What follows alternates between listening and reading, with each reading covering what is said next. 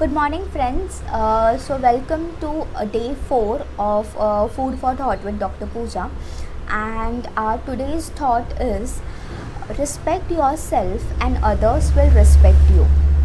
So, today we are going to talk about self respect. What do we mean by self respect?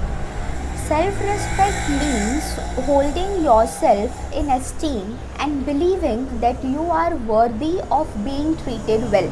Like every other person in this world who deserves to be treated well, you are also worthy of being treated well. Self respect means that you don't accept any unfair or unjust behavior and you confront the person who is behaving unfairly or disrespectfully with you. So, how do we know that we are practicing self respect? So, I will try to express my views on self respect, and I would like to present it in the form of pointers so that it becomes easy to understand. So, for me, self respect means first thing, self respect means having self confidence. Now, there is a very thin line between self confidence and overconfidence. I'll just make it clear with an example. I can do things. My way of doing things is more comfortable for me. I prefer this way. I prefer my way of doing things because it is more convenient for me. But that doesn't mean that your way of doing that thing is wrong or is not the right way. Your way is also it is also right, or it is also another way of doing things, but I feel my way is more comfortable. So now this is self confidence. But a person who is overconfident would say, only I can do this task perfectly.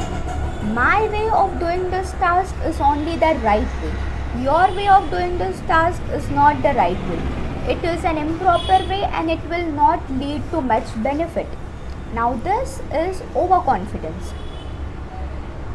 Self confidence is something which is essential because self confidence will help us to develop self respect, will help us to have opportunities to learn different ways of doing things or doing tasks.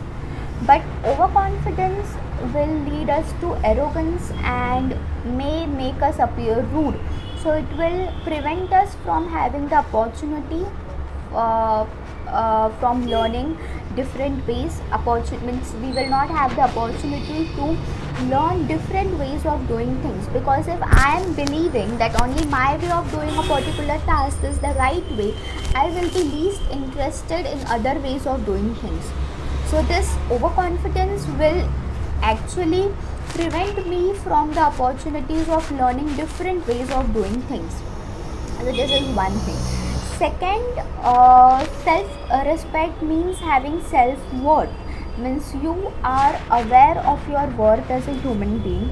Tomorrow, if anybody comes and tells you that you are worthless or you are a hopeless creature, then you don't accept it blindly. You know your worth as a human being.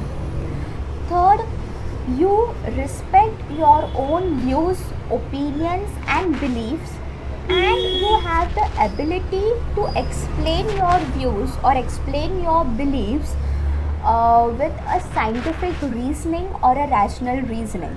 Means you just don't have any views, but you have a scientific base for your view or your belief. Fourth is you are willing and you are eager to explore other people's views also. You are eager to learn from other people's views, to understand other people's views. So this is what I mean by self-respect. Now more about self-respect. So the people who practice self-respect, if you observe those people, they most of the times will engage in discussions.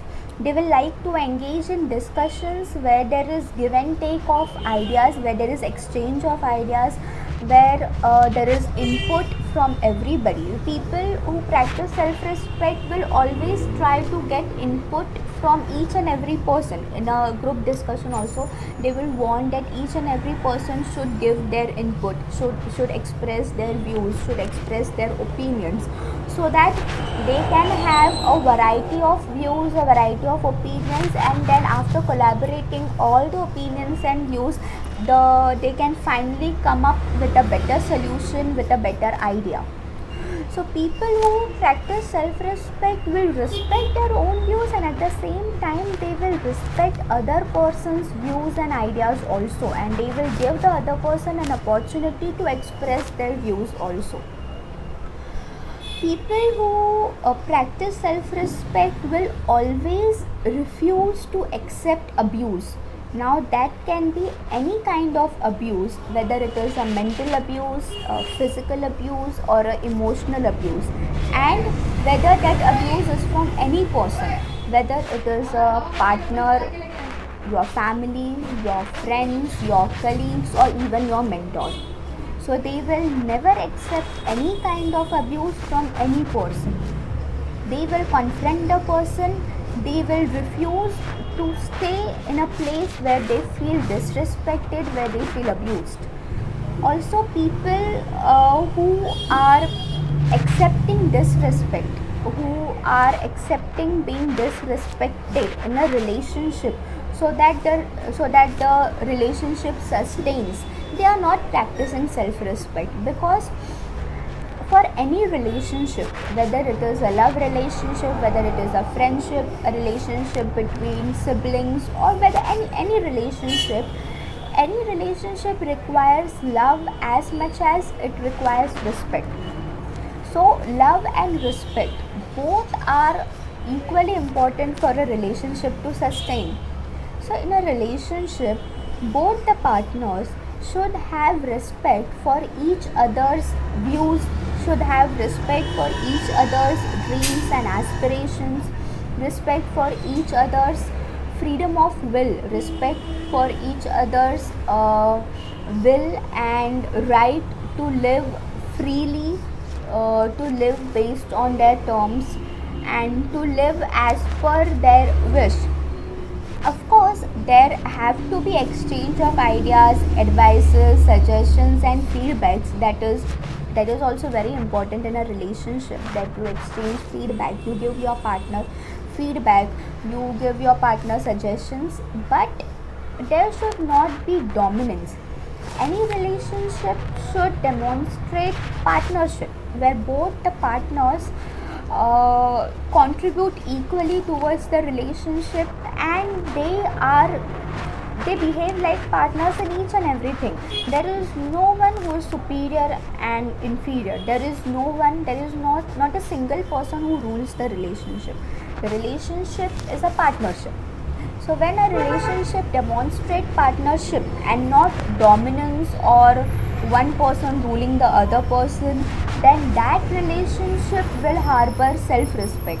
The two people who are involved in that relationship, they will practice self-respect, because they are actually practicing partnership, and there is no one person dominating the other person. So this was some of my views on self-respect. I believe this will help you to deepen your understanding of self-respect. There can be a lot that can be said about self-respect with a lot many examples, but since the time is less, I would conclude over here. I would really like to hear from you about your feedback and suggestions, and also about your views about self-respect. Thank you. Thanks a lot for watching.